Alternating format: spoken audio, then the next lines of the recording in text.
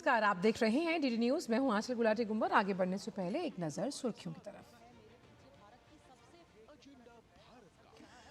दिल्ली में भाजपा और आम आदमी पार्टी के बीच पोस्टर वॉर जारी। भाजपा ने केजरीवाल को बताया पूर्वांचलियों का जानी दुश्मन। आपने कांग्रेस को बताया भाजपा का मोहरा।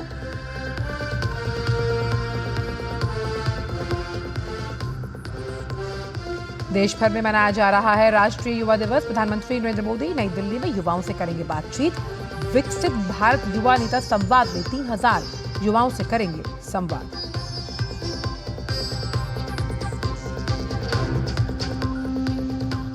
इसरो इतिहास रचने के बेहद करीब। स्पेसएक्स मिशन के दोनों यान डॉकिंग के लिए काफी करीब पहुंचे। डॉकिंग करने वाला चौथा देश बनेगा भारत।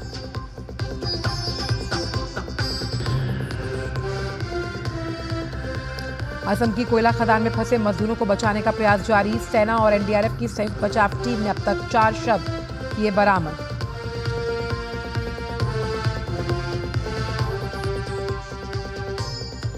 उत्तर भारत में घने कोहरे के कारण रेल और हवाई यातायात प्रभावित। आज उत्तर पश्चिम और मध्य भारत में आंधी तूफान के साथ वर्षा और ओलावृष्टि की संभावना।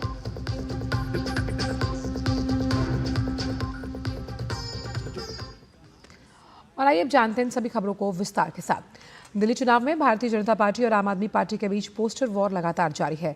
भाजपा ने आम आदमी पार्टी के खिलाफ पोस्टर जारी कर आप संयोजक अरविंद केजरीवाल को पूर्वांचलियों का जानी दुश्मन बताया। पोस्टर जारी कर भाजपा ने कहा कि दिल्ली में रह रहे यूपी बिहार के लोग अरविंद केजरीवाल के लिए फर्जी वोटर हैं। वहीं रोहिंग्या और बांग्लादेशी घुसपैठियों पर सवाल उठाते हुए इन्हें आम आदमी पार्टी का रिश्तेदार बताया गया है। साथ ही भाजपा के पोस्टर में कहा गया कि पूर्वांचल के लोगों को फर्जी वोटर बताने वाले केजरीवाल को यही पूर्वांचली 5 फरवरी को अच्छे से सबक सिखाएंगे। वहीं इससे पहले भाजपा ने एक और पोस्टर जारी कर कहा कि आपदा की सिर्फ एक टोली ने दिल्ली को बर्बाद कर दिया। इस पोस्टर में अरविंद केजरीवाल नजर आ रहे हैं और पीछे शराब घोटाला, दिल्ली के कूड़े के ढेर, जल संकट, दिल्ली में प्रदूषण और सड़कों के गड्ढों को दिखाया गया। पोस्टर में दिखाया गया कि आप सरकार यमुना नदी की सफाई नहीं कर पाई, जिसकी वजह से छठ व्रती यमुना में छठ की पूजा भी नहीं कर पाए।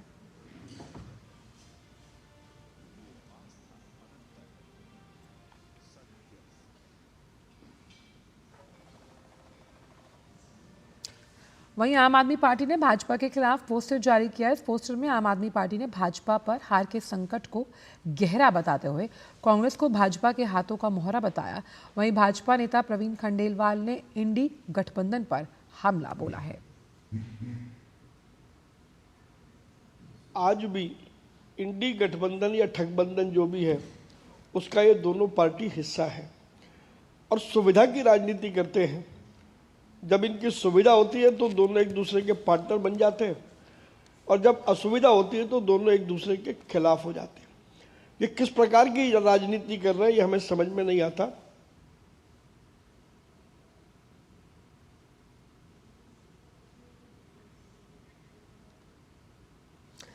और दिल्ली विधानसभा चुनाव को लेकर जिस तरह से पोस्टर वॉर जारी है, इसी पर बात करने के लिए हमारे साथ दिल्ली से ही हमारे संवाददाता अमरेंद्र गुप्ता जुड़ गए हैं।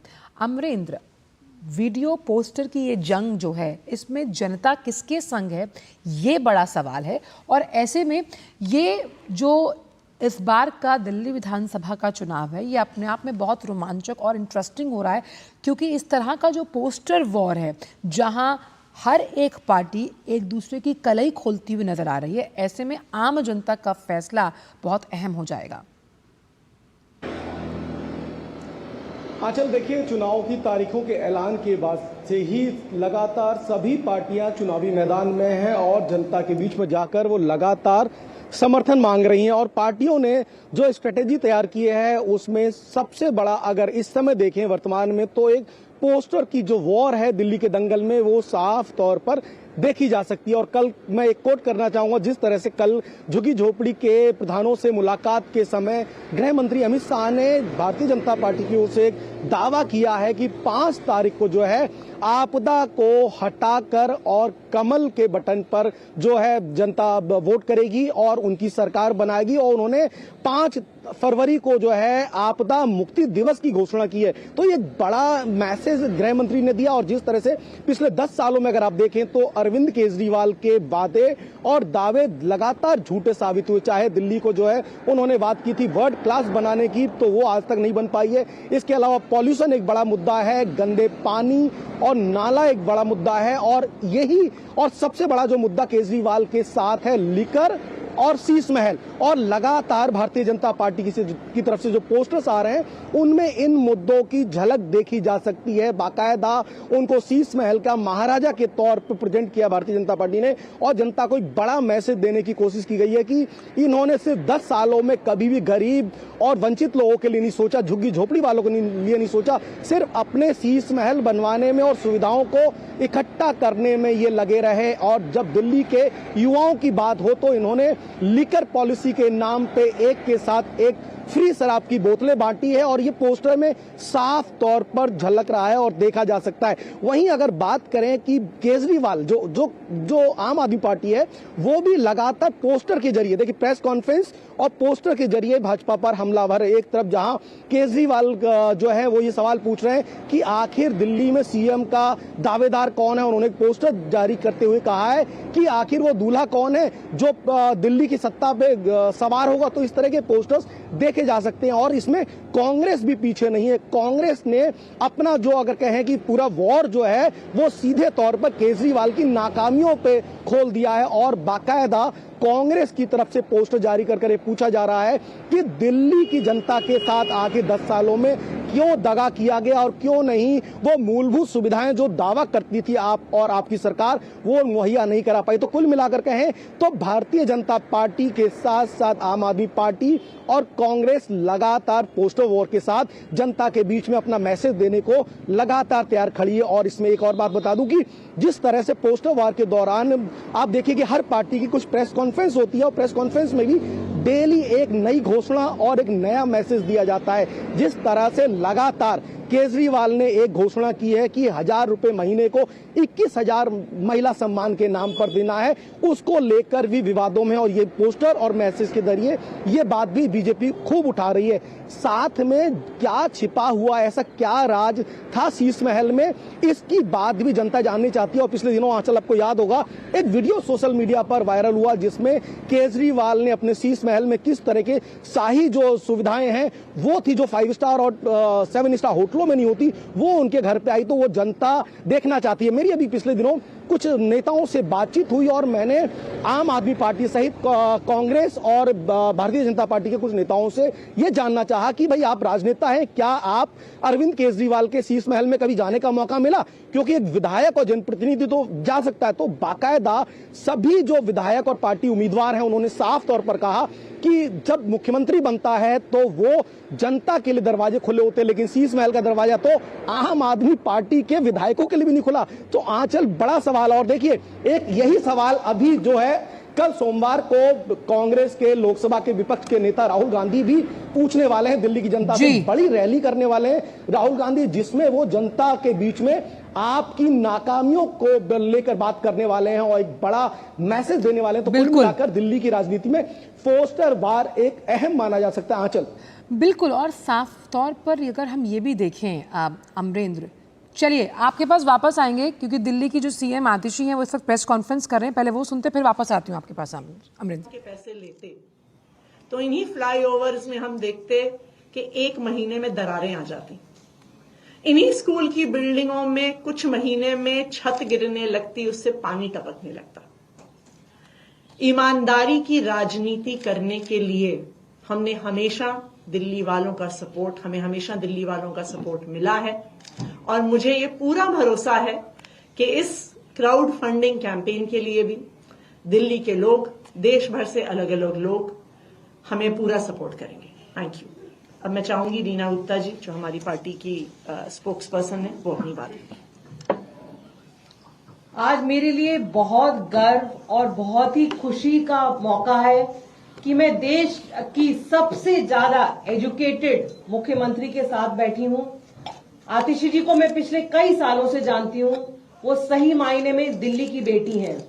दिल्ली में पली बढ़ी, दिल्ली में स्कूलिंग करी, सेंट स्टीफेंस कॉलेज में पढ़ी, उसके बाद विदेश ऑक्सफोर्ड में पढ़ने गई। वो चाहती तो वहां उसमें ऑक्सफोर्ड में पढ़ने के बाद कहीं भी बढ़िया से बढ़िया नौकरी कर सकती थी, हजारों करोड़ों कमा सकती थी, लेकिन उनका दिल हमेशा भारत के लिए और भारत को आगे बढ़ाने के लिए वही उनके दिल में जज्बा रहा। वो देश में वापस आई और पिछले चलिए, तो ये हम सुन रहे थे दिल्ली की सीएम आतिशी का प्रेस कॉन्फ्रेंस, जहां वो आप पार्टी ने जिस तरह से इंफ्रास्ट्रक्चर को लेकर काम किया है उसकी उपलब्धियां गिनवा रही थी और क्राउड फंडिंग के बारे में भी जिक्र कर रही थी। हमारे साथ अमरेंद्र जुड़े हुए। अमरेंद्र, अभी हम आतिशी को सुन रहे थे, मुख्यमंत्री साहिबा हैं दिल्ली की, और जहां वो अपनी उपलब्धियां और क्राउड फंडिंग का जिक्र कर रही थी। लेकिन जब हम क्राउड फंडिंग की बात करते हैं, एक और मुद्दा जो लगातार पोस्टर वॉर में भी हमने देखा और जो बहुत ज़्यादा सियासी गलियारों में इस वक्त उठा हुआ है, वो है पूर्वांचलियों का मुद्दा। आखिरकार पूर्वांचली कितने अहम वोट बैंक हैं तमाम पार्टियों के लिए जो विधानसभा चुनाव में अपनी चुनावी ताल ठोक रही हैं?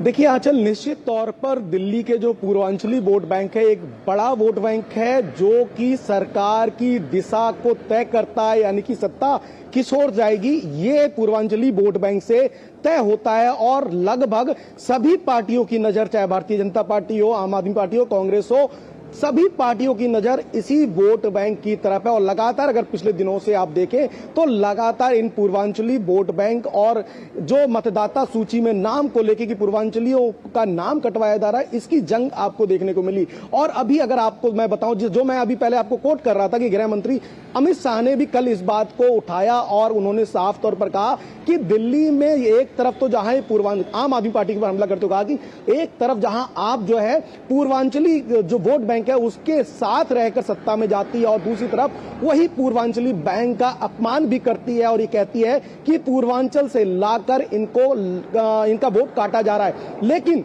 अगर आप वही दूसरी इनकी कथनी और करनी में अंतर देखें तो आम आदमी पार्टी की जो 70 विधानसभाओं की जो सूची है उम्मीदवारों की, उसमें पूर्वांचल से आने वाले काफी उम्मीदवार आपको देखेंगे, यानी कि सत्ता का रास्ता, दिल्ली के दंगल में विधानसभा का रास्ता कहीं ना कहीं पूर्वांचल और पूर्वांचल के वोट बैंक पे तय होता है और यह आम आदमी पार्टी की सूची में आपको देखा जा सकता है। और अगर भारतीय जनता पार्टी की बात करें तो भारतीय जनता पार्टी ने भी बाकायदा पूर्वांचल सम्मान के लिए कई सारे कार्यक्रम चलाए हैं। और अगर ये जो झुग्गी झोपड़ी प्रधानों से मुलाकात वाला अभियान है, इसमें अगर आप देखें तो झुग्गी झोपड़ियों में भी पूर्वांचल के बहुत सारे लोग रहते हैं और जून से भारतीय जनता पार्टी उनके बीच में है। 1058 जो विस्तारक निकाले उनकी मूलभूत समस्याओं को वो जानना चाहती है। और बाकायदा गृह मंत्री ने दावा किया है कि अगर हमारी सरकार आई, आपदा को हम हटाएंगे और आपदा ने जो भी दिल्ली में बर्बाद किया है वो सभी सुविधाओं के साथ रहेंगे और उसमें पूर्वांचल जो है वो सबसे अहम रोल निभाएगा और पूर्वांचलियों के साथ है। तो कुल मिलाकर, और कांग्रेस की भी बात करें तो कांग्रेस का भी वोट बैंक लगातार पूर्वांचल की ओर है।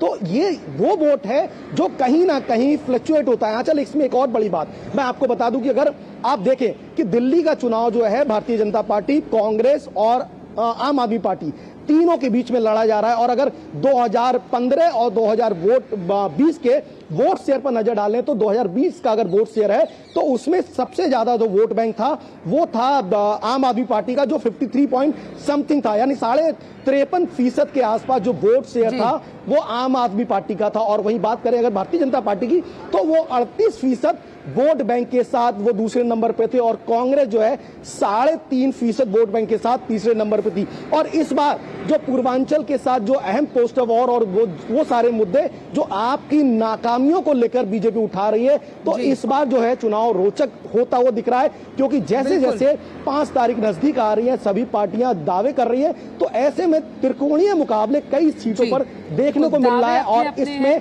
सबसे बड़ा अगर नुकसान होगा तो वो आम आदमी पार्टी का होगा और भारतीय जनता पार्टी इन्हीं मुद्दों को उठाकर जनता के बीच में है और जनता से उम्मीद कर रही है कि वो 5 तारीख को उनको बहुमत के साथ जिताकर विधानसभा में भेजेंगे। अपने अपने दावे हैं और वादे हैं और इस कौन जनता की कसौटी पर खरा उतरेगा इसका फैसला सिर्फ जनता जनार्दन को करना है। बहुत बहुत शुक्रिया अमरेंद्र इन तमाम चुनावी अपडेट्स को हमसे साझा करने के लिए।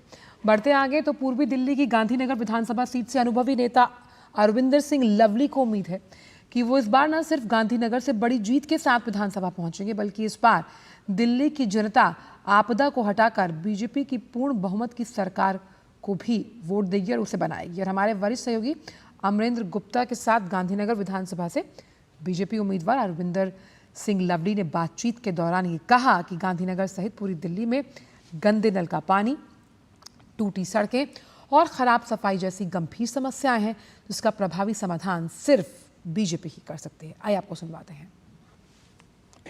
प्रधानमंत्री जी के आपदा को हटाकर कमल खिलाने के प्रण को लेकर इस समय भारतीय जनता पार्टी भी जनता के बीच में है। सरदार अरविंदर सिंह लवली जी हमारे साथ हैं। इस वक्त के जो हालात हैं वो जनता देख रही है अरविंद केजरीवाल और उनकी नीतियों को, इस पर क्या कहेंगे? देखिए, निश्चित तौर पे पूरी दिल्ली में जो है बदलाव का माहौल है, और बदलाव का माहौल इसलिए है कि इन 10 सालों में दिल्ली के लोगों का, दिल्ली एज अ शहर और दिल्ली के नागरिकों के जीवन के स्तर में जो कहीं ना कहीं मैं समझता हूँ कि कमी आई है, गिरावट आई है, तकलीफ़ आई है, कष्ट आया है, उसको तमाम दिल्ली के लोग महसूस कर रहे हैं, चाहे वो किसी वर्ग के हों, किसी जाति के हों, किसी धर्म के हों।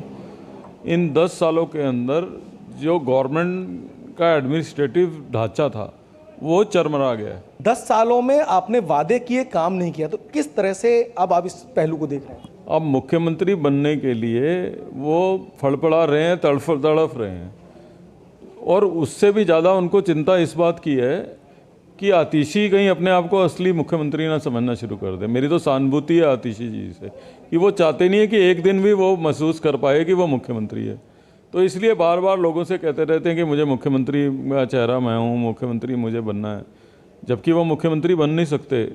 आप तो राजनीति में रहे हैं, कभी जाने का मौका मिला शीश महल में क्या छुपा हुआ है? ऐसा जब ये मुख्यमंत्री थे, इन्होंने तो अपने एमएलए को नहीं घुसने दिया, आम जनता को तो ये कहाँ से घुसने देते उसके अंदर। तो जो आदमी ये वायदा करके आया था कि 1 कमरे का मकान लूंगा, सिक्योरिटी नहीं लूंगा, वो शीश महल बनाता है। गांधीनगर की जनता की आपकी अपेक्षा किस तरह की है? 10 साल से जब से आम आदमी पार्टी की सरकार आई है, आपको मैंने जैसा बताया कि इंफ्रास्ट्रक्चर और गवर्नमेंट का जो सिस्टम था वो चरमरा गया है। तो सीवर अगर बदरपुर में बह रहा है तो गांधीनगर में भी बह रहा है। सड़कें अगर लक्ष्मी नगर की नहीं बनी है या सड़कें त्रिलोकपुरी की नहीं बनी है तो गांधीनगर की भी नहीं बनी है, क्योंकि टेंडरिंग सिस्टम ही जो है फॉल्टी हो गया इस सरकार का। और गांधीनगर के लोगों ने तो बहुत खोया है। 10 साल पहले मैं जहाँ गांधीनगर को छोड़ के गया था, आज भी गांधीनगर वहीं का वहीं खड़ा है। कितने आश्वस्त हैं अपनी जीत को लेकर? आपको लगता है कि जनता का समर्थन, जनता का प्यार आपके साथ है यहाँ पे? जिस तरीके से इस देश के लोगों को नरेंद्र मोदी जी की क्षमता में और उनके नेतृत्व में विश्वास है, उससे दिल्ली और गांधीनगर भी अछूता नहीं है। तो इसलिए मुझे लगता है कि जब ये बदलाव का एक यज्ञ चल रहा है, जिसमें बदलाव की बहार चल रही है, तो उस यज्ञ में गांधीनगर के लोग भी अपनी आहुति जो है भरपूर रूप से डालेंगे, कम नहीं होने। दिल्ली की जनता जो है यज्ञ में आहुति देने के लिए तैयार है और आपदा को हटाकर भारतीय जनता पार्टी की सरकार को बनाने के लिए जनता 5 फरवरी को अपने लोकतंत्र के महापर्व में अपने मताधिकार का प्रयोग करेगी। कैमरामैन मोहित जोशी के साथ अमरेंद्र गुप्ता, डीडी न्यूज, दिल्ली। और फिलहाल वक्त छोटे से ब्रेक का है, आप देखते रहिए डीडी न्यूज। अज सारे मोहल्ले हाजी, खुशियों दी तुम्बी बाजी, हर स्वाद दिले चटकारे, नचदे ने सारे बाजी। लोड़ी दी बधाइयां, अज मिलके जश्न मनावांगे। लोड़ी दियां लख लख बधाइयां। हो असली मसाले सच MDH। जब धरती चीर कर निकलता है लोहे का पत्थर और मिलता है मोंगिया के जोश से, फिर तपता है, पिघलता है और बनता है फौलाद। अब होता है सरिया सारी खूबियों के साथ। मोंगिया स्टील, मजबूत देश का मजबूत सरिया। पापा ये सब? हाँ, जो चीजें सालों से बेवजह पड़ी हो उन्हें हटा देना चाहिए। ये भी दादाजी की पुरानी पासबुक और FD। अरे ये कैसे रह गया? पैसे गए? नहीं, उपाय है। बैंक खाते को संचालित करते रहना चाहिए, वरना खाता इनऑपरेटिव हो जाता है। ऐसे में बैंक से संपर्क करें, खाता सक्रिय करवाएं और आपकी रकम जो है उसे ब्याज समेत क्लेम करें। दादू ये RBI कहता है जानकार बनिए, सतर्क रहिए। सही कह रहा है। ब्रेक के बाद सभी का स्वागत। और अब बात करते हैं इसरो की, जहां के स्पेस डॉकिंग एक्सपेरिमेंट के लिए अंतरिक्ष में भेजे गए 2 उपग्रह अब 15 मीटर की दूरी पर हैं। इसरो के मुताबिक 15 मीटर की दूरी से उपग्रह 3 मीटर आगे बढ़ा, फिर उपग्रहों को सुरक्षित दूरी पर वापस ले जाया गया। इसरो ने कहा कि STX-01 चेंजर, STX-02 टारगेट उपग्रह अच्छी स्थिति में हैं और डॉकिंग के लिए करीब आ रहे हैं। इसरो ने बताया कि डॉकिंग की प्रक्रिया को डेटा का विश्लेषण करने के बाद आगे बढ़ाया जाएगा और जैसे जैसे जानकारी मिलती जाएगी वो साझा करते जाएंगे।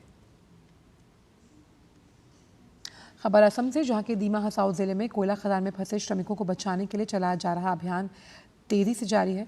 भारतीय सेना और NDRF की संयुक्त बचाव टीम ने अब तक 4 शव बरामद किए। आपको बताएं कि असम के दीमा हसाओ जिले में 3 किलो उमरंगसो इलाके में 6 जनवरी को 300 फीट गहरी कोयला खदान में पानी भर गया। NDRF प्रथम बटालियन के इंस्पेक्टर रोशन कुमार सिंह के मुताबिक जल निकासी की प्रक्रिया जारी है। कोल इंडिया का पंप लगाया गया है। जब से ऑपरेशन चालू हुआ है तब से 4 डेड बॉडी रिकवर की गई ज्वाइंट ऑपरेशन में। कुछ NDRF, कुछ आर्मी, नेवी, ये सब का मतलब मिला जुला रहा है। डी वाटर प्रोसेस कंटिन्यू है, वाटर लेवल डाउन हो रहा है। डाउन होने के बाद फिर हम अपना ऑपरेशन चालू कर देंगे। आज स्वामी विवेकानंद की जयंती है। स्वामी विवेकानंद के विचारों ने सदैव ही युवाओं को प्रेरणा दी। 12 जनवरी को हर साल स्वामी विवेकानंद की जयंती के उपलक्ष्य में राष्ट्रीय युवा दिवस मनाया जाता है। आज इस अवसर पर प्रधानमंत्री राजधानी दिल्ली में आयोजित विकसित भारत युवा नेता संवाद 2025 कार्यक्रम में युवाओं के साथ संवाद करेंगे। भारत मंडपम में होने वाले इस कार्यक्रम में विशेष प्रदर्शनी भी लगाई गई।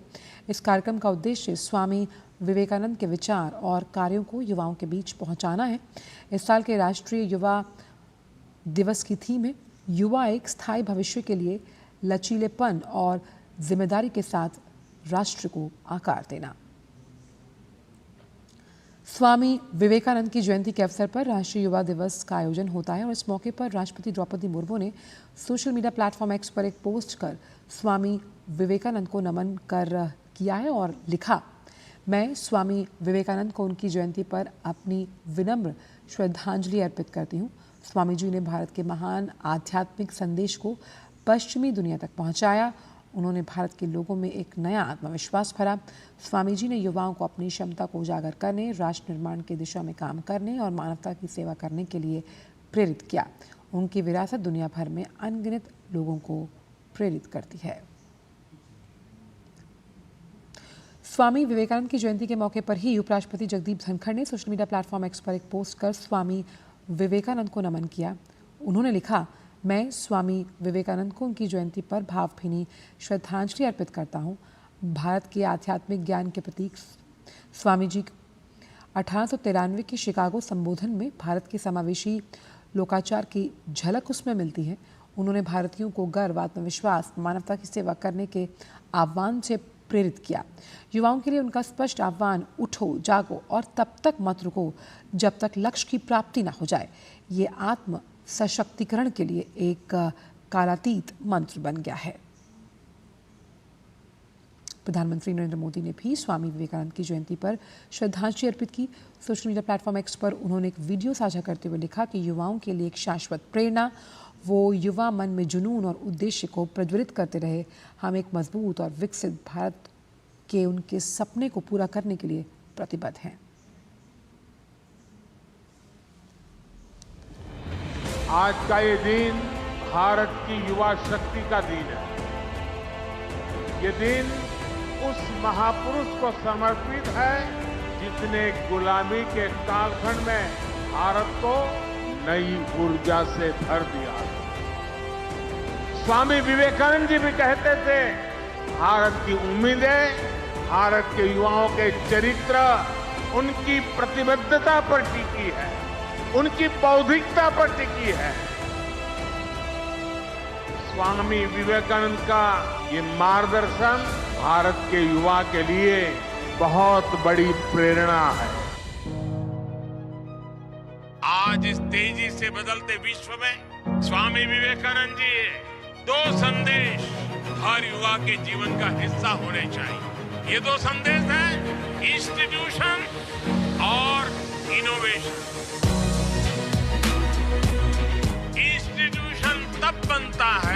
जब हम अपने विचार को विस्तार देते हैं, टीम स्पिरिट से काम करते हैं। आज हर युवा को चाहिए कि वो अपनी इंडिविजुअल सक्सेस को टीम सक्सेस के रूप में विस्तार दे। यही टीम स्पिरिट टीम इंडिया के रूप में विकसित भारत को आगे ले जाएगा। मैं इस अवसर पर स्वामी विवेकानंद जी के चरणों में नमन करता हूं। मैं आप सभी को राष्ट्रीय युवा दिवस की शुभकामनाएं देता हूं। केंद्रीय गृह और सहकारिता मंत्री अमित शाह ने स्वामी विवेकानंद की जयंती पर उन्हें नमन किया। केंद्रीय मंत्री अमित शाह ने एक्स पर लिखा कि स्वामी विवेकानंद जी की जयंती पर उन्हें कोटिश नमन और सभी देशवासियों को राष्ट्रीय युवा दिवस की हार्दिक शुभकामनाएं। स्वामी विवेकानंद जी ने स्व संस्कृति के प्रति न सिर्फ देशवासियों को जागरूक किया बल्कि विश्व को वेदांत और योग दर्शन से प्रभावित भी। रामकृष्ण मिशन के माध्यम से उन्होंने नर सेवा को ही नारायण सेवा का पर्याय बताया। युवाओं में चरित्र निर्माण और आत्मगौरव के बीज बोकर उन्हें राष्ट्र निर्माण के लिए प्रेरित करने वाले स्वामी विवेकानंद जी का जीवन और दर्शन सभी के लिए प्रेरणा पुंज है। आज स्वामी विवेकानंद जी की जयंती है और राष्ट्रीय युवा दिवस 2025 को युवा एक स्थायी भविष्य के लिए लचीले पल और जिम्मेदारी के साथ राष्ट्र को आकार देना, इसी थीम के साथ मनाया जा रहा है। देखिए इससे जुड़ी ये खास रिपोर्ट।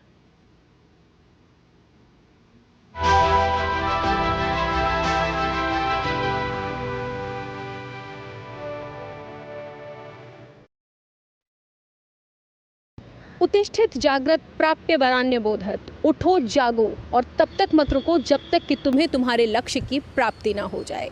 स्वामी विवेकानंद जी के ऐसे कई संदेश देश और दुनिया के लाखों करोड़ों लोगों को प्रेरणा देते हैं, खासकर युवाओं को। देश के महान संत, दार्शनिक और करोड़ों युवाओं के प्रेरणा स्रोत स्वामी विवेकानंद का जन्म 12 जनवरी 1863 में कोलकाता के मशहूर वकील विश्वनाथ दत्त के घर हुआ। उनकी माता का नाम भुवनेश्वरी देवी था। नामकरण के समय स्वामी जी का नाम नरेंद्र नाथ दत्त रखा गया। परिवार के धार्मिक और आध्यात्मिक वातावरण के प्रभाव से नरेंद्र के मन में बचपन से ही धर्म और आध्यात्म के गहरे संस्कार पड़ गए। 1881 में स्वामी विवेकानंद की भेंट स्वामी रामकृष्ण परमहंस से हुई। इसके बाद उन्होंने स्वामी रामकृष्ण परमहंस को अपना गुरु और मार्गदर्शक बना लिया। स्वामी विवेकानंद ने 1 मई 1897 को कोलकाता में रामकृष्ण मिशन और 9 दिसंबर 1898 को गंगा नदी के किनारे बेलूर में रामकृष्ण मठ की स्थापना की। 39 साल की अल्प आयु में स्वामी विवेकानंद ने पूरी दुनिया में आध्यात्म की अलख जलाई एवं 4 जुलाई 1902 को बेलूर में महान आत्मा ने रामकृष्ण मठ में महासमाधि धारण कर प्राण त्याग दिए। स्वामी विवेकानंद जी खुद 39 साल जिए और 39 साल दैट इज 39 ईयर्स उन्हें सारा दुनिया को हिला दिया। खास करके जब वो वहाँ गए parliament of religions Chicago America में गए, केवल मात्र 5 मिनट का जो उनका वक्तव्य था उससे उन्होंने सारी दुनिया को दिल जीत लिया। स्वामी विवेकानंद ने कहा था, किसी भी समाज के सशक्तिकरण के लिए महिला का सशक्त होना बेहद जरूरी है। उनका देश के युवाओं पर अटूट विश्वास था और समाज के विकास के लिए उन्होंने युवाओं से आगे आने की अपील की थी। उन्होंने युवाओं को अपने विचारों पर अडिग रहते हुए पूरी दुनिया में देश का मान बढ़ाने का सुझाव दिया। हम विवेकानंद जी से प्रेरणा लेके उठे, जागे और प्रधानमंत्री जी के विकसित भारत के ध्येय स्वप्न को साकार करें। स्वामी विवेकानंद का संदेश सरल लेकिन शक्तिशाली था। उन्होंने अपने विचारों को सीधे लोगों तक पहुंचाया, खास तौर पर युवाओं तक। उन्होंने जो कहा, आज हमारे देश के युवाओं के बीच उनके विचारों और आदर्श के महत्व का पता चलता है। एक बार उन्होंने कहा था कि मुझे सिर्फ 100 युवा दे दो और देखो कि देश को मैं कैसे विकसित करता हूँ। बिल्कुल युवा में वो ताकत है कि वो देश को ज़रूर विकसित करेगा और बिल्कुल 2047 तक करके ही मानेगा। आज पूरा विश्व भारत को एक युवा शक्ति के रूप में देख रहा है, क्योंकि देश का युवा पूरे विश्व में स्वामी विवेकानंद जी की प्रेरणा को लेकर अपने देश का परचम लहरा रहा है। कैमरा पर्सन संजीव शर्मा के साथ मैं डॉक्टर सुयश शर्मा, टीटी न्यूज़, दिल्ली। और फिलहाल वक्त एक छोटे से ब्रेक का है, आप देखते रहिए टीटी न्यूज़। अज सारे मोहल्ले हाजी, खुशियों दी तुम्बी बाजी, हर स्वाद दिले चटकारे, नचदे ने सारे बाजी। लोड़ी दी बधाइयां, अज मिलके जश्न मनावांगे। लोड़ी दियां लख लख बधाइयां। हो असली मसाले सच सच, MDH MDH। मेरी पसंद, मेरी पसंद, मेरी पसंद, मेरी पसंद, हमारी पसंद, हम सबकी पसंद। मजबूत देश का मजबूत सरिया मोंगिया स्टील। ब्रेक के बाद सभी का स्वागत। विधानसभा चुनाव में मिली शानदार सफलता के बाद बीजेपी महाराष्ट्र के शिरडी में आज स्वामी विवेकानंद की जयंती पर अपना राज्य अधिवेशन आयोजित करेगी। कार्यकारिणी बैठक में केंद्रीय गृह मंत्री अमित शाह, राष्ट्रीय अध्यक्ष जेपी नड्डा, केंद्रीय मंत्री नितिन गडकरी, पीयूष गोयल समेत राज्य के मंत्री और वरिष्ठ नेता मौजूद रहेंगे। अधिवेशन में पूरे महाराष्ट्र में 10,000 से अधिक बीजेपी के पदाधिकारी और कार्यकर्ता मौजूद रहेंगे। अधिवेशन के दौरान देवेंद्र फडणवीस का राज्य के मुख्यमंत्री बनने पर भव्य अभिनंदन किया जाएगा। अधिवेशन में स्वामी विवेकानंद के विचारों के आधार पर युवाओं को आकर्षित करने के लिए एक विशेष अभियान भी चलाया जाएगा। केंद्रीय गृह और सहकारिता मंत्री अमित शाह महाराष्ट्र के दौरे पर रहेंगे। अमित शाह शिरडी में आयोजित महाराष्ट्र भाजपा के प्रदेश अधिवेशन के समापन समारोह में शामिल होंगे। इसके साथ ही केंद्रीय मंत्री अमित शाह शनि शिंगणापुर मंदिर और शिरडी साईं बाबा मंदिर में दर्शना और पूजा अर्चन करेंगे।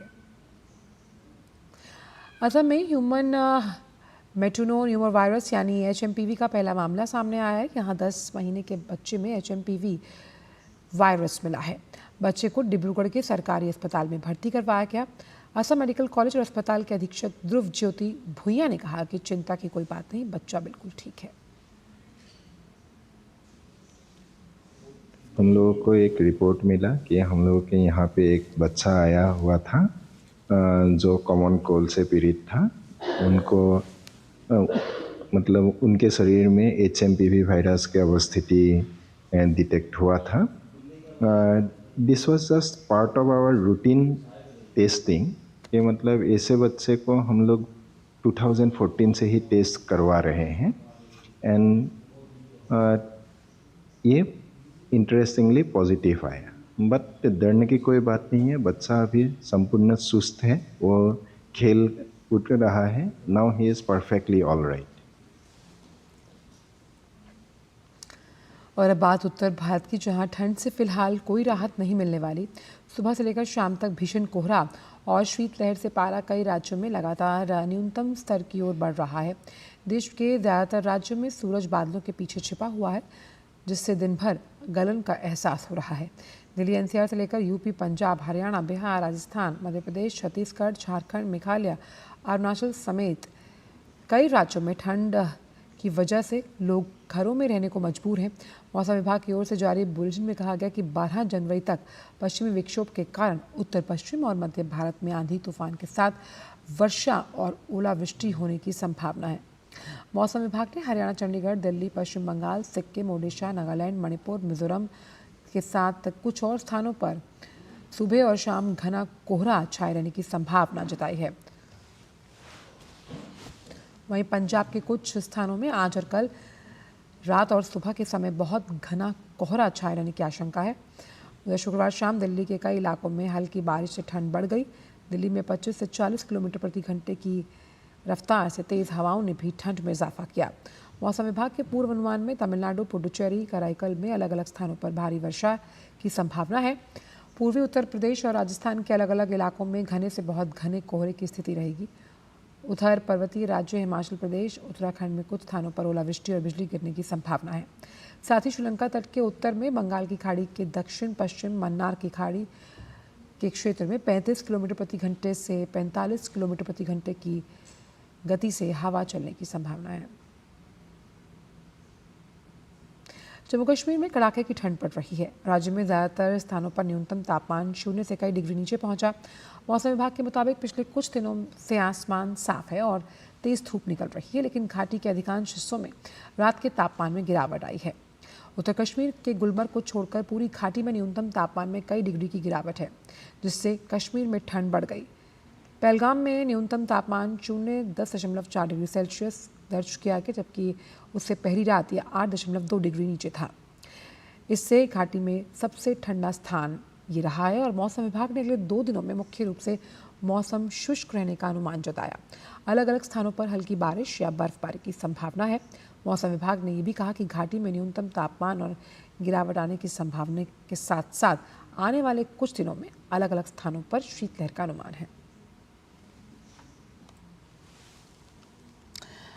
और इसी पर ज़्यादा जानकारी के साथ शब्बीर डार हमारे साथ श्रीनगर से जुड़ गए हैं। शब्बीर, अगर हम बात करें जम्मू कश्मीर खासकर श्रीनगर की, आपके पीछे मैं देख सकती हूँ काफ़ी बर्फबारी है।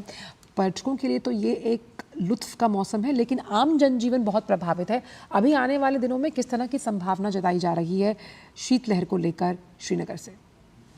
जी बिल्कुल, कश्मीर पहले ही शीतलहर की लपेट में है और मेट डिपार्टमेंट की ओर जो कल से जो उनका जो प्रेडिक्शन है वो है कि 1-2 दिन ड्राई मौसम रहेगा। दिन में आज मौसम खुल रहा है, लेकिन सर्दी की जो लपेट है वो उतनी है। ये चले कलान का पीरियड है जो 40 दिन का एक सख्त तरीन विंटर पीरियड रहता है, जिसमें सारी वाटर पाइपें जो जम जाती हैं, झीलें और नदियां जम जाती हैं, और वही एक पीरियड इस वक्त चल रहा है। और कश्मीर में जो है सर्दी की लहर है पूरी तौर, और रात का जो तापमान होता है वो बिल्कुल -3 से लेके -12 तक जाता है। कहीं कहीं जगहों पे पहलगाम में -10 रहा है। श्रीनगर में कल रात का जो तापमान था वो -3.5 था। तो यही माइनस की जो तापमान रहता है उसकी वजह से जो सारा वाटर पाइप है जो लोगों को जाती है वो जम जाती है, और सुबह सवेरे जो फॉग की सूरत हाल होती है उससे आवाजान में लोगों को, अगर लोग गाड़ी से निकलते हैं उनको दुश्वारी होती है। लेकिन जो टूरिस्ट स्पॉट्स है, चाहे वो गुलमर्ग हो, पहलगाम हो, वहाँ पे टूरिस्ट का काफी रश है और टूरिस्ट जो है अच्छी तरह वहाँ एंजॉय कर रहे हैं। इस जो बर्फ की चादर लपेटी है पूरे कश्मीर के इलाके में, खासकर वो टूरिस्ट स्पॉट्स हो। तो गुलमर्ग में स्कीइंग का मौसम है। स्कीयर्स अक्रॉस ग्लोब और पूरे देश से आए हैं जो वहाँ पे उसका मजा ले रहे हैं। तो ज़ाहिर तौर पे टूरिस्ट के लिए एक विंटरली वंडरलैंड जगह है, मजे की जगह है, लेकिन लोकल्स को इस सर्दी की लहर में कुछ दुश्वारियों का सामना भी करना पड़ता है। शब्बीर, अगर डल झील की बात की जाए तो अभी कुछ दिनों पहले तस्वीरें देखी गई कि डल झील भी बर्फ़ की सतह पर जमी हुई नज़र आई। हाउस बोट्स की अगर बात की जाए तो किस तरह से अभी वहाँ पर पर्यटक रुक रहे हैं, और विंटर गेम्स की भी बात की जाती है, ऐसे में क्या श्रीनगर में भी अभी जिस तरह का मौसम है विंटर गेम्स हो रही हैं? जी, विंटर गेम जो है वो गुलमर्ग में होती है, और गुलमर्ग में इस बार अच्छी खासी बर्फ हुई है। तो विंटर गेम्स के लिए जो गुलमर्ग का जो जगह है वो बिल्कुल एक बेस्ट प्लेस है दिस टाइम, कि उसमें जो विंटर गेम चाहे वो स्कीइंग हो या बाकी जो जितने भी गेम्स स्नो पे होती है वो इस बार गुलमर्ग में अच्छी तरह से हो जाएंगी। नेशनल विंटर गेम्स होती है वो। और जहां आपने बात की कि जो वाटर बॉडीज है, चाहे डल लेक है या बाकी जितने भी छोटे बड़ी वाटर बॉडीज है वो जम गई हैं, तो टूरिस्ट के लिए वो एक अलग से नज़ारा होता है एंजॉय करने के लिए। तो वहीं पे अगर हम हाउस बोट्स की बात करें, हाउस बोट्स में हर एक वो सुविधा है जो एक टूरिस्ट को एक चिली विंटर में एंजॉय करने के लिए होना चाहिए, चाहे वो गर्मी का सामान हो या अंदर बिस्तर हो या जो भी है। तो डल लेक में जो हाउस बोट्स है विंटर में एक अलग ही एक्सपीरियंस फराहम करती है। तो वहाँ पे हर एक सुविधा है टूरिस्ट के लिए। लोकल्स भी वहाँ पे एंजॉय कर रहे हैं डल लेक में या गुलमर्ग में या पहलगाम में। तो इस बार जो है कश्मीर एक वंडरलैंड की तरफ भी है बर्फ की वजह से।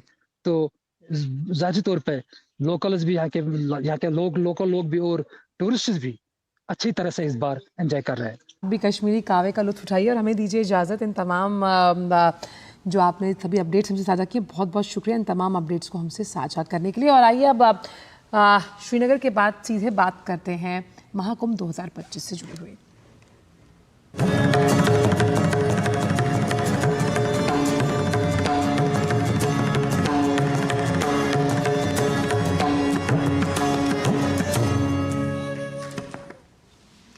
तो महाकुंभ में अमृत स्नान के लिए आने वाले श्रद्धालुओं की सुविधा के लिए योगी सरकार ने 7,000 अतिरिक्त बसें चलाने का फैसला किया।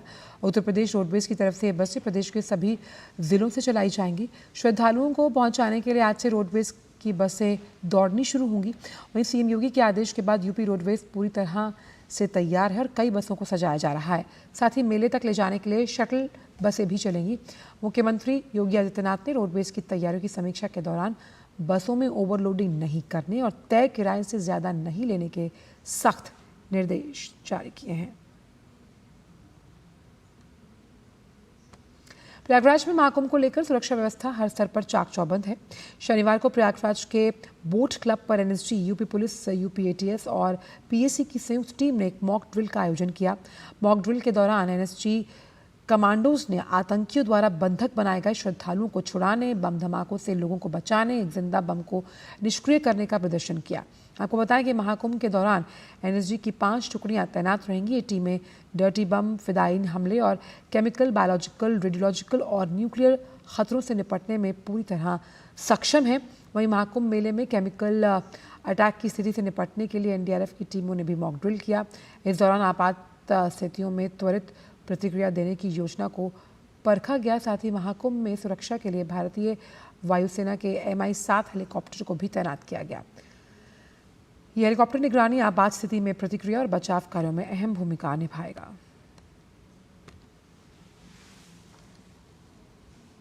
वहीं डीजी भानु भास्कर ने बताया कि मॉक ड्रिल का उद्देश्य ये सुनिश्चित करना है कि सभी महत्वपूर्ण प्रतिष्ठानों की सुरक्षा का ध्यान रखा जाए, चाहे वो मंदिर हो या फिर अखाड़े।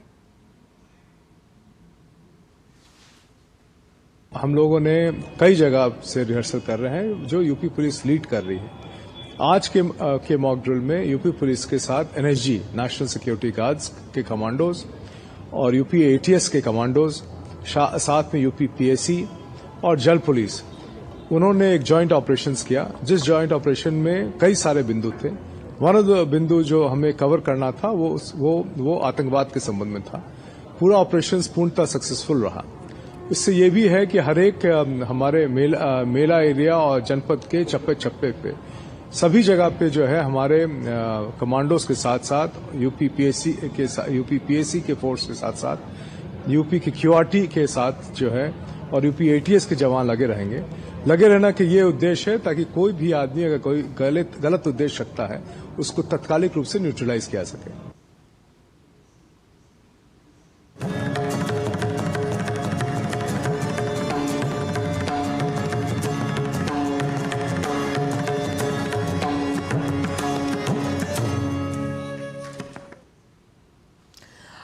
बात अयोध्या की, जहां राम जन्मभूमि पर भगवान राम की प्राण प्रतिष्ठा की पहली वर्षगांठ पर आज राम जन्मभूमि में सुबह 8 बजे से विविध कार्यक्रम शुरू हुए। इस दौरान यजुर्वेद के 40 अध्याय का पारायण, मंत्रों से अग्नि देवता को आहुति, दोपहर 2 बजे से शाम 5 बजे तक राम जन्मभूमि परिसर में श्री राम मंत्र का 6 लाख बार जाप किया जाएगा। साथ ही हनुमान चालीसा, पुरुष सूक्त, श्री सूक्त, आदित्य हृदय स्तोत्र, राम रक्षा स्तोत्र का पारायण होगा। इसके अलावा रामलला के मंदिर परिसर के रंग मंडप में रामलला की राग सेवा होगी। शाम 6 बजे से 9 बजे तक बधाई गान है। कल भगवान के महाअभिषेक के बाद उनका श्रृंगार किया गया और फिर महाआरती भी। तेलंगाना के सिकंदराबाद स्थित राष्ट्रपति निलयम में इस वक्त फूलों की सुंदरता और पर्यावरण जागरूकता के जीवंत केंद्र में से तब्दील होता हुआ आप देख सकते हैं। 2 जनवरी से 13 जनवरी 2025 तक आयोजित उद्यान उत्सव में सतत उद्यान निर्माण, बायोडाइवर्सिटी, पर्यावरण संरक्षण पर आधारित थीमेटिक स्टॉल्स, जैविक खेती, बागवानी पर शैक्षिक कार्यशालाएं और किसानों के साथ स्टार्टअप्स के नवीन उत्पादों की प्रदर्शनी मुख्य आकर्षण का केंद्र है। राष्ट्रपति के शीतकालीन प्रवास के दौरान होने वाला ये उत्सव हर साल राजधानी नई दिल्ली स्थित राष्ट्रपति भवन के वार्षिक अमृत उद्यान कार्यक्रम से प्रेरित है। केंद्रीय कृषि मंत्रालय की ओर से और संस्कृति मंत्रालय के सहयोग से आयोजित इस महोत्सव में जैव विविधता के महत्व और हमारे पर्यावरण को संरक्षित करने में बागवानी की भूमिका पर जोर दिया गया। इस साल उत्सव के पहले ही दिन यहाँ 6000 लोग शामिल हुए। Rashtrapati Nilayam is open to public since 18 months from last year March 2023 onwards, and since then we are open to public, and lots of school children, public are coming to Rashtrapati Nilayam to visit the beautiful premises. And now we are open to public for a grandeur event called as Udyanotsav. This is a 12-day event which was started from January 2nd onwards, and on 13th January we are closing this Udyanotsav. मैं इधर राष्ट्रपति नीलाम में घूमने के लिए आई उद्यान उत्सव के लिए। मेरे को बहुत अच्छा लगा ये सब गार्डन देख के, बहुत सारे फ्लावर्स, बहुत सारे एक क्लीननेस, मेरे को बहुत अच्छा लगा। और किचन, राष्ट्रपति नीलाम किचन में भी घुसी मैं, उधर भी घूमा। हम टोटल में 50 मेंबर्स हैं यहाँ पे, और बहुत अच्छी चीज़ें देखने को मिल रही है। यहाँ पे फूल बहुत है, हरियाली बहुत है, और हमने अभी जस्ट अभी आए हैं हम स्टेपवेल के यहाँ से, देख के आए कि आर्किटेक्चर बहुत अच्छा है, और बहुत सारे फूल पौधे हैं और सब कुछ देखने को मिल रहा है। साइंटिफिक नेम्स भी पता चल रहे हैं हमको। यहाँ राष्ट्रपति निलय में आज मैंने हर्बल गार्डन के बारे में देखा है।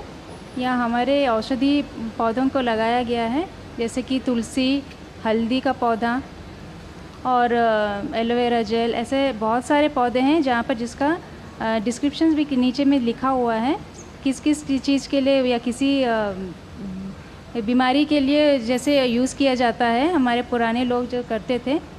तो ये मुझे बहुत ही अच्छा लगा। यहाँ पर बहुत ही शांति भी है और बहुत स्वच्छ भी है यहाँ का वातावरण। मैंने यहाँ पे हर्बल गार्डन भी विज़िट किया जो काफ़ी खूबसूरत हैं और काफ़ी उसमें मेडिसिनल प्लांट्स हैं जिसका कि हमें नॉलेज भी नहीं होता है, तो वो सब हम वहाँ पे काफ़ी लिखा हुआ है उसके बाद प्लांट के बारे में, वो सब देखा हमने और काफ़ी अच्छा लगा। साथ में एक म्यूज़ियम है इधर, उससे थोड़ा सा आगे आने पे फिर एक रॉक गार्डन है, वहाँ पे कुछ स्टैचू बने हुए हैं, वो स्टैचू भी देखा हमने। अंडमान निकोबार द्वीप समूह की राजधानी श्री विजयपुरम में पुलिस ने जब्त की गई 36,000 करोड़ रुपए मूल्य की नशीली दवाओं को नष्ट करना शुरू कर दिया।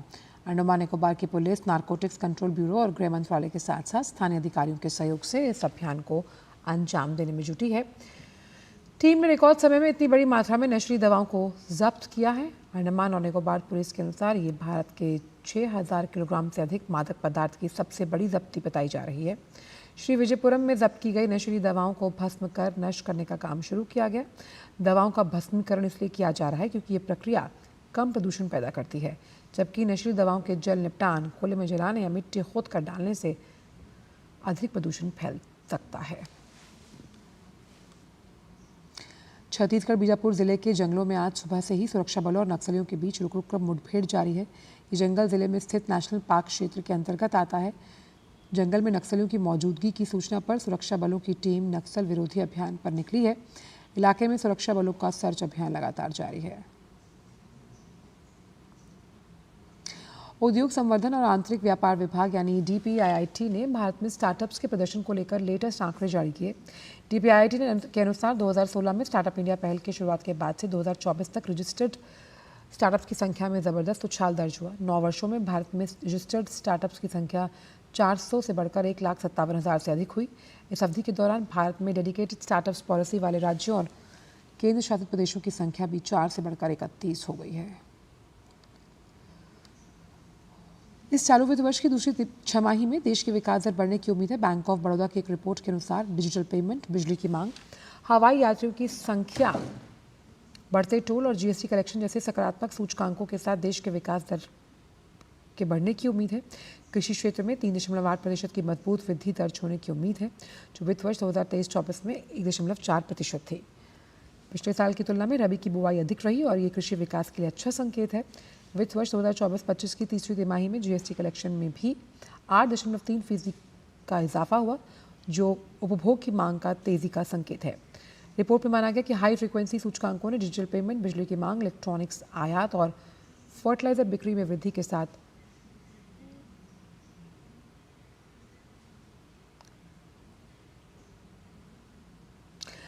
और प्रधानमंत्री नरेंद्र मोदी ने युवा दिवस के अवसर पर विकसित भारत युवा नेता संवाद में वो हिस्सा ले रहे हैं और इस दौरान युवा प्रतिभागियों ने प्रधानमंत्री के समक्ष अपनी प्रस्तुतियां दी, जिसमें भारत की कुछ सबसे बड़ी चुनौतियों से निपटने के लिए नवीन विचारों और समाधानों को दर्शाया गया है। प्रधानमंत्री नरेंद्र मोदी ने इस दौरान युवाओं के नवोन्मेषी प्रयासों की जानकारी ली और उनसे संवाद भी किया।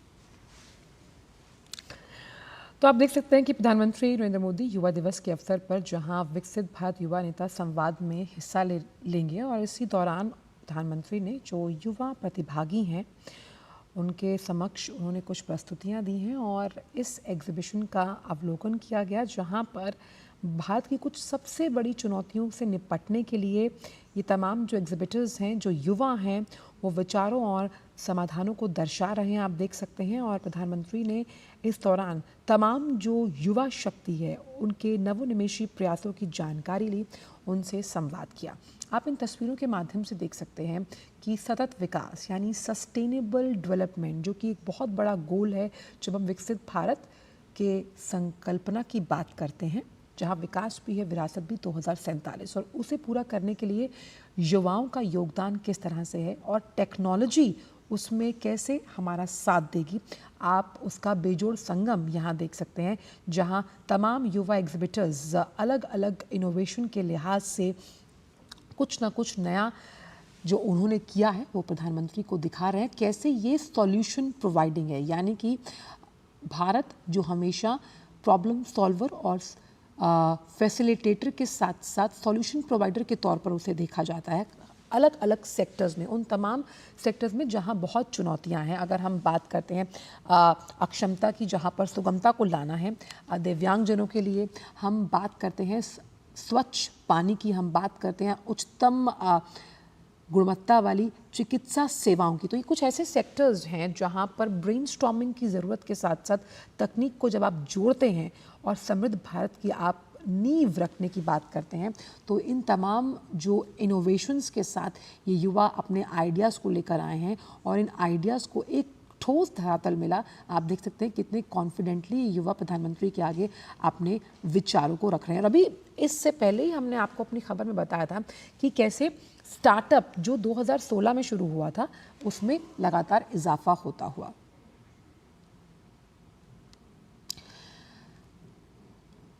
तो जब हम बात करते हैं भारत को मैन्युफैक्चरिंग हब बनाने की, हम बात करते हैं स्टार्टअप्स में भारत के अग्रणी बनने की, और रिपोर्ट का दावा जो DPIIT के आंकड़े हैं वो भी की बात की तस्दीक कर रहे हैं कि कैसे लगातार स्टार्टअप्स और एंटरप्रेन्योरशिप में बढ़ावा हो रहा है। और इस एंटरप्रेन्योरशिप को जब टेक्नोलॉजी का साथ मिलता है तो हम कई बड़े आइडियाज़ को बड़े सॉल्यूशंस में तब्दील होते हुए देखते हैं।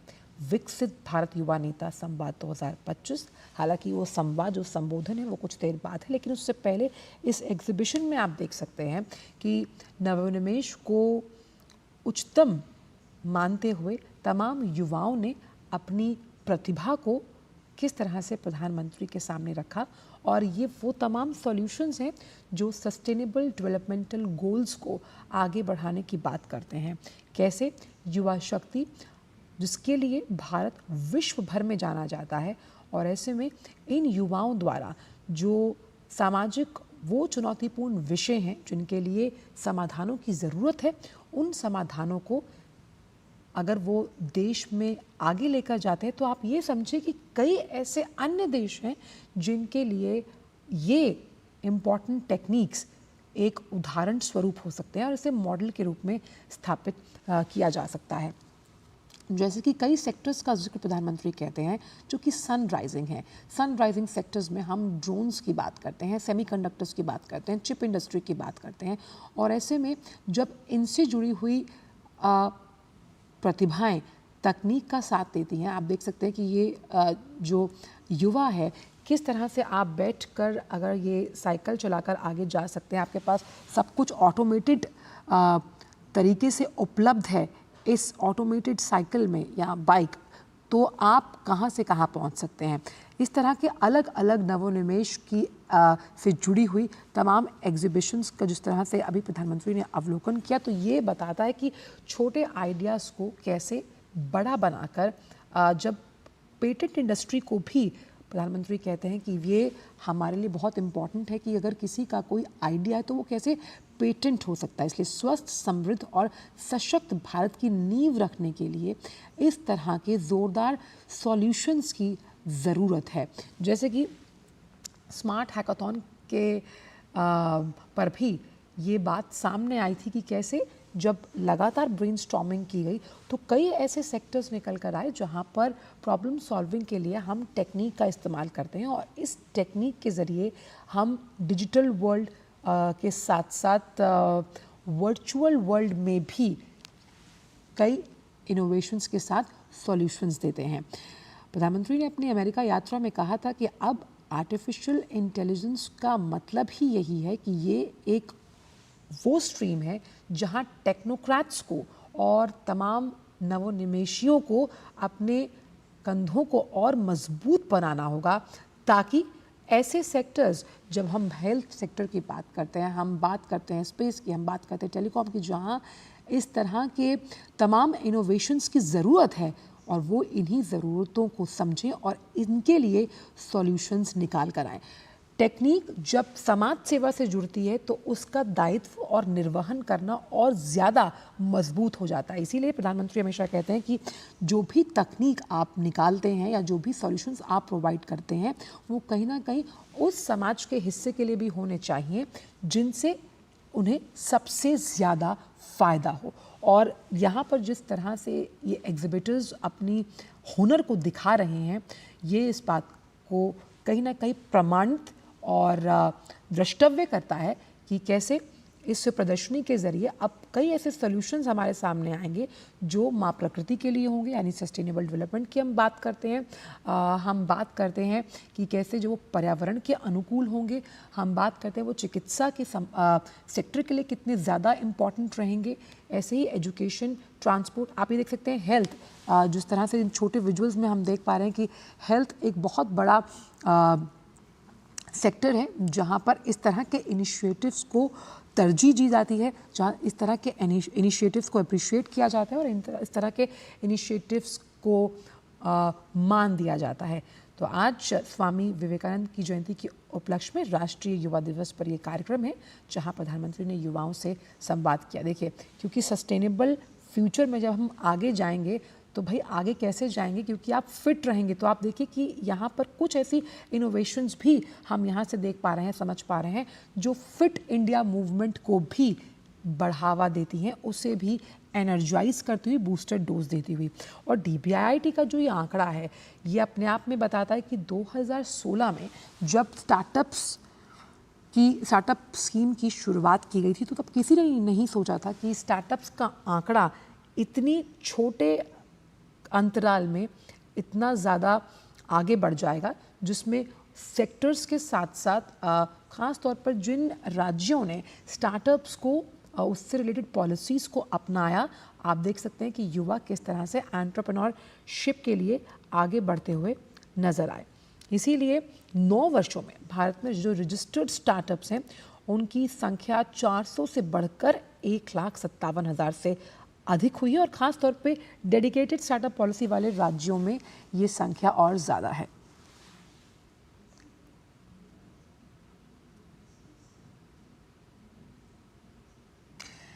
तो आज का जो ये युवा शक्ति से जुड़ा कार्यक्रम है, इसमें प्रधानमंत्री के संबोधन से जुड़ी तमाम जो अपडेट्स है वो हम लगातार आपसे साझा करेंगे। अभी आपने देखा कि इससे जुड़ी प्रदर्शनी का अवलोकन किया गया, जहां युवाओं के साथ ऊर्जावान संवाद करते नजर आए प्रधानमंत्री नरेंद्र मोदी। फिलहाल समाचारों में इतना ही, दीजिए इजाजत, नमस्कार।